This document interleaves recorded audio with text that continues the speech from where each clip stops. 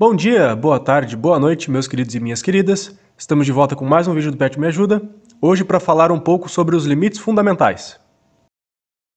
Os limites fundamentais são utilizados ao longo de todo o cálculo, porém raramente vemos uma resolução deles próprios. No vídeo de hoje veremos por que o limite quando x tende a zero de seno de x dividido por x é igual a 1. Para resolvermos esse limite vamos ter que utilizar essa figura. No círculo trigonométrico, foi desenhado um setor circular de ângulo x, ligando os pontos O, B, C. Dentro desse setor circular, desenhamos um triângulo retângulo, OAC, cuja hipotenusa mede 1. E fora desse setor circular, desenhamos outro triângulo retângulo, OBD, cuja base é igual a 1. Agora vamos calcular a área dessas três figuras. Note que a área do triângulo OBD é igual à sua base vezes a sua altura dividido por 2. A base desse triângulo é igual a 1 e a sua altura é a tangente de x. Logo, a sua área é 1 vezes a tangente de x dividido por 2. Já a área do setor circular que liga O, B e C vai ser igual a x vezes o raio desse setor circular, 1 elevado ao quadrado, tudo isso dividido por 2. Agora vamos para a área do triângulo OAC. Note que a hipotenusa desse triângulo é igual a 1. Logo, o seu cosseno é igual ao cateto adjacente ao ângulo x e o seu seno é igual ao cateto oposto. Assim sendo, a área do triângulo fica igual à sua base, cosseno de x, vezes a sua altura, seno de x, tudo isso dividido por 2. Reparem ainda que todas essas figuras se contêm. Logo, a área do triângulo menor, OAC, é menor ou igual do que a área do setor circular, OBC, que é menor ou igual do que a área do triângulo maior, OBD. Assim sendo, o cosseno de x vezes o seno de x dividido por 2 tem que ser menor ou igual do que x dividido por 2, que deve ser menor ou igual que a tangente de x dividido por 2. Vamos agora utilizar essa inequação para encontrar o limite quando x tende a zero de seno de x dividido por x. Primeiro de tudo, note que todas as partes estão divididas por 2.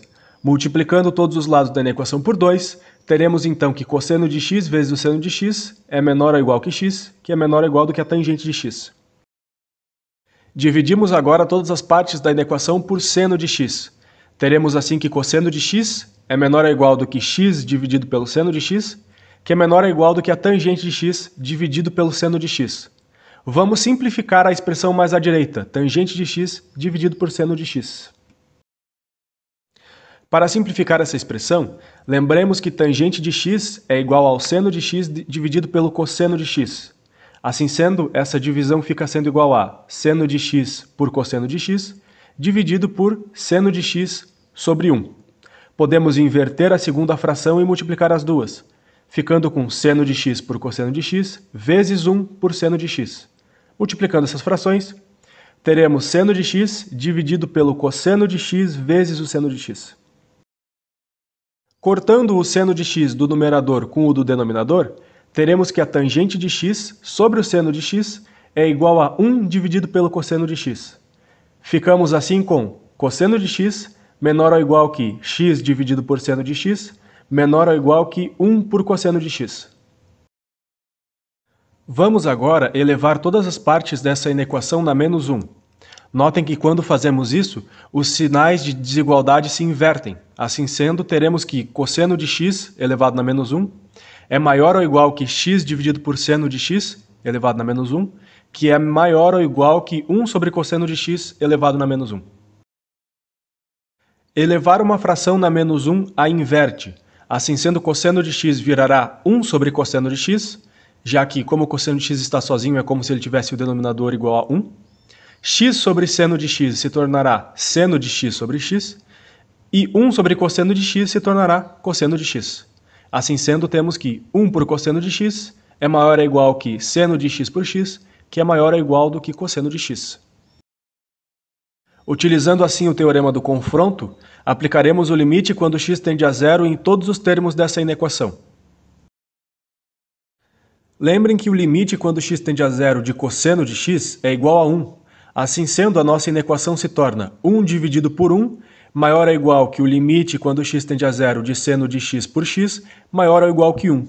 Portanto, concluímos que o limite quando x tende a zero de seno de x sobre x tem que ser igual a 1.